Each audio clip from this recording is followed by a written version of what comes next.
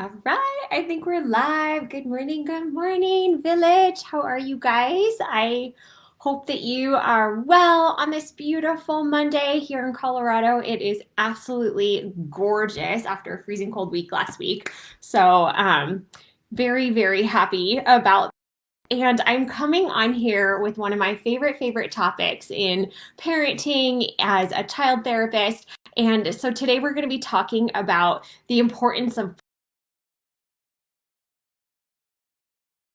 is children's love language. It really is. And it's an opportunity for us to really get to know our kids deeply and sink into their world. And it doesn't matter if your child is 1, 11, 17, playing with them no matter what is a huge part of helping them develop, helping their emotional development, and really building their capacity for emotional regulation. And of course, it's going to look different, obviously, at different developmental stages, but it's crucial.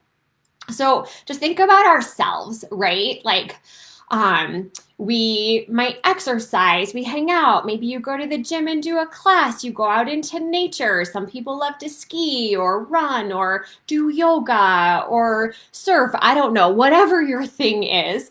Those are our ways of playing as adults. It really is play. And if you're not engaging in adult play that makes you happy, think about why not.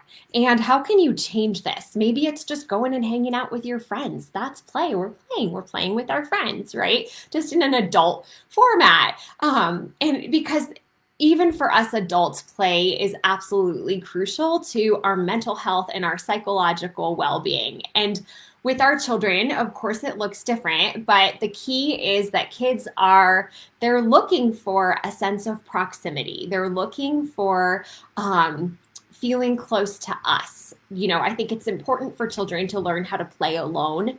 Absolutely. But when we play with them, it really tells kids that we want to be in their worlds, that we want to be connected with them, and that we love being with them. And it tells them in their love language. And if you guys know anything about love languages aren't about how people should do it for me. It's about how can I connect with my people in a way that they can hear and really resonate with. And so research has actually shown that play has a whole host of benefits. It helps young children build empathy, try on different ways of being. Think about like imaginary play for, 5, 6, 8-year olds, 7-year olds. They're playing teacher, they're playing fireman, they're playing bad guys, right? All these different things where they're really trying on these different parts of themselves that they're exploring. It helps them build their executive function and emotional regulation. And it helps them develop creativity. It gives them practice for social skills. They're trying on lots of different ways of interacting. It can help us gain a sense of what's going on for them internally. So, what they're processing, what they're working on emotionally. And that way we can really help become a part of their world, right? And help them with their integration and healing when we understand, wow, he's playing a lot about bad versus good. I guess, that's something he's trying to work out in his internal world. How can I support him with that? Doesn't always mean that there's something bad happening. It just means that this is something that, my child is working on. Obviously, play can look really different at different developmental stages. And I know that from day one of our children's lives, we need to be playing with them. So with a baby, it's just, the eye contact, the interaction, the talking, the cooing, all of those things. Those are a newborn baby, a little tiny baby's way of playing. As they get a little bit older, you might be making musical instruments, you might be stacking things. As they get older than that, you might start to sink into imaginary play, puzzles, roughhousing. Roughhousing is really important. It's important for teaching boundaries. I think roughhousing is a great way of teaching body safety rules. No means no, right? Stop means stop. I'm going to do a whole series on that later. And roughhousing can also just be a great way for kids to have a big emotional release. Just really important to listen to their cues and their direction. When they say no, we stop. When they say, okay, go, okay, we can do it again, right? And so that really helps to create that interplay of My boundaries are listened to.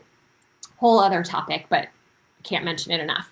It could be reading together. It could be doing arts and crafts, board games, swimming, ball sports. You know, for us today, my daughter, I kept her home from school today because we needed a mama and Scarlet day, and we're going skiing and we're going to play on the slopes. And I'm really excited about that. So the key is and as they get older into the teen years, maybe it's listening to music together. Maybe it's coloring in one of those adult coloring books together. Going for a hike.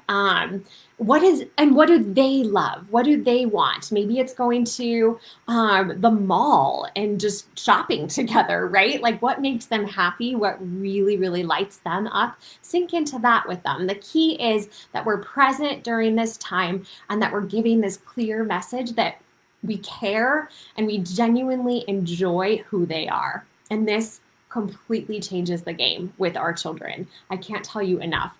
If you're finding that your child's play is derailed, it's hard for you to participate in it. If you're finding elements of their play that you're not sure what to do with, please feel free and reach out to me and we can kind of talk it through and troubleshoot. As a play therapist of 11 years, my specialty is children's play. I've kind of seen it all. And I can help you identify what might be going on and how you can be a supportive part of their process of healing and integration if that's coming up in their play.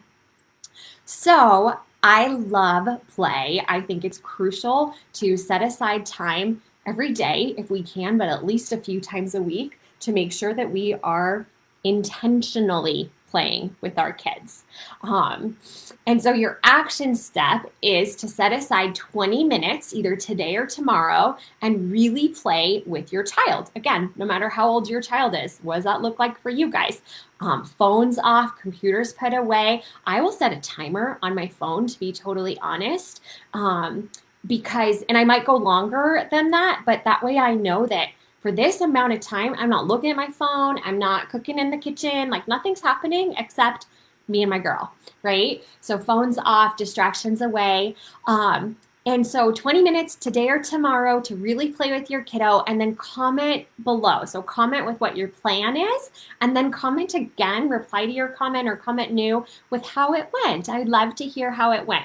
So I hope that's helpful. I hope these tips are helpful. If you are enjoying these, obviously, please share with your people. I love just bringing this free content to people. I am going to have some really awesome courses coming up here within the next couple of weeks. We're going to be starting a course on raising sensitive children. So if you are the parent of a sensitive child, stay tuned for that. It's going to be amazing and incredibly helpful. And we're also going to have a group course type format about parenting in high conflict situations, really from the parenting perspective on how to meet children's needs when there's a high conflict separation or divorce situation. So comment below. Don't forget your action step. Thanks so much, you guys, for being a part of this community. I am like in love with this group and have a great day.